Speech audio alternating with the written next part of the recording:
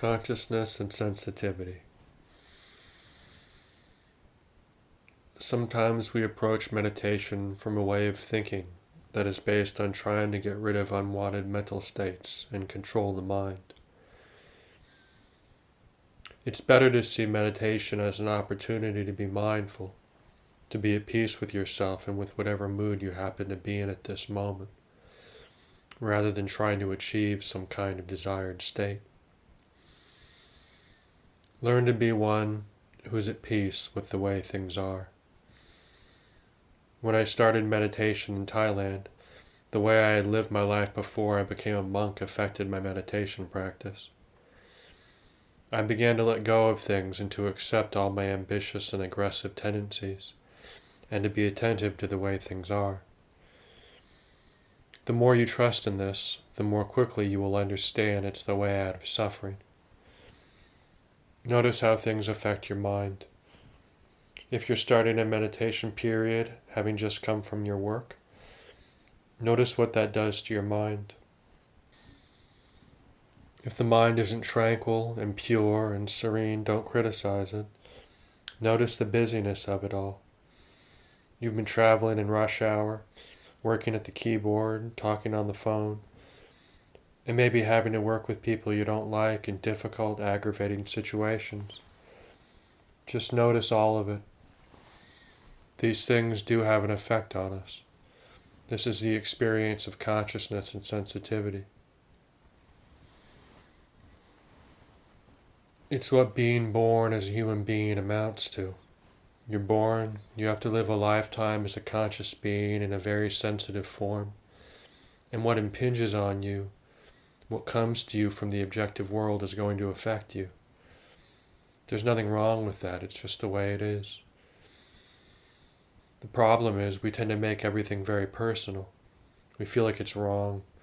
I shouldn't be affected by these things that impinge on me. I shouldn't feel anger or aversion or greed or irritation, frustration, envy, jealousy, fear, anxiety. I shouldn't be feeling these things. If I were a normal, healthy person, I wouldn't have any of these problems.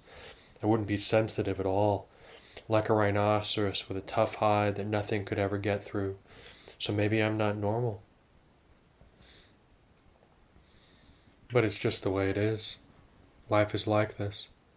Because we're human, we have these extremely sensitive forms, and there's nothing really wrong with that. There are many irritating things about aspects of our lives, but being sensitive is like that, isn't it? Sensitivity means that whatever it is, pleasant or unpleasant, pleasurable, painful, beautiful, ugly, we're going to feel it. So the way out of suffering is through mindfulness and not self.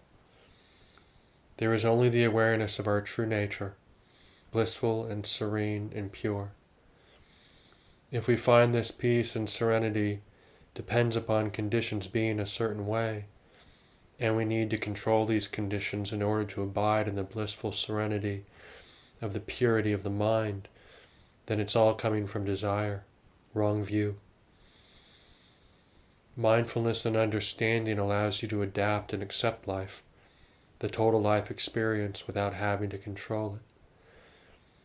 You don't have to hold on to the bits and pieces you like and feel threatened by the possibility of being separated from them. Right meditation really allows you to be brave and adaptable, to be flexible in all that implies. Things happen. Mother Nature has a way of letting us know that she's not going to go along with our desires. If we try to control everything and make it so that we're not being affected by any of it, we're only affected in the ways we like, then even if we get a measure of control over things, we just increase the suffering because conditions are changing all the time. We have to live with this body for a lifetime, and bodies are conscious and sensitive forms. This is what being born means: getting old, sickness, and then death. By knowing the way it is, you find you are capable of accepting life, not bewildered by the way life happens to be. If you understand it, and see it in the right way, you're not going to have a wrong view. You're not going to add to it with fears, desires, bitterness, resentments, and blame. We have the ability to accept the way life is. Understanding Dhamma allows us also to have a fearless attitude. We begin to realize that we can accept whatever happens. There's really nothing to be afraid of. Then you can let go of life. You can follow it because you're not expecting anything out of it, and you're not trying to control it. You have the wisdom, the mindfulness, the ability to go with the flow, rather than be drowned in the tidal wave of life. Take time to be silent. Listen to yourself, the breathing, just the natural rhythm of the body, the way your body feels now. The body is a condition in nature. It's not really you. It's not my breathing anymore. It's not personal. You breathe even if you're sick. And if you're asleep, you're still breathing. It's the body that breathes. From birth to death, it will be breathing. So that's why we use it as an object to focus on, to turn to if we're thinking too much. When thoughts get convoluted and complicated, we bring attention to the ordinary breathing of the body at this moment, and we aren't lost in thought anymore. We're being attentive to a natural rhythm. But as soon as you start thinking, you can't concentrate on the breath. It becomes a me again, and I'm trying to be mindful of my breath. But when you're just with the breath, there's no self. Your self will arise when you start thinking, and when you're not thinking, there's no self. When you're mindful, thought isn't coming from wrong view, the view that I am a self. Thought can be a way of reflection, a way of focusing attention on Dhamma, rather than of creating problems of self-criticism or anxiety about yourself and humanity. When you get angry and you're thinking, he said that to me, how dare he, that dirty so-and-so. If you stop thinking and just use the breath, eventually the feeling of the body that comes with anger will fade away, and then there's no anger. So if you feel angry, just reflect on what it feels like as a physical feeling. It's the same with any mood. Contemplate. Reflect on the mood that you're in. Just work with it, not to analyze it or criticize it. Just reflect on it, how it is. Some people say, I get very confused when I meditate. How can I get rid of confusion? Wanting to get rid of confusion is the problem. Being confused and not wanting to be like that just creates more confusion. So what does it feel like? Confusion may not feel like the most stimulating passions we can have that are quite obvious. We tend to not pay any attention to the more subtle states like hesitation or doubt, slight anxiety.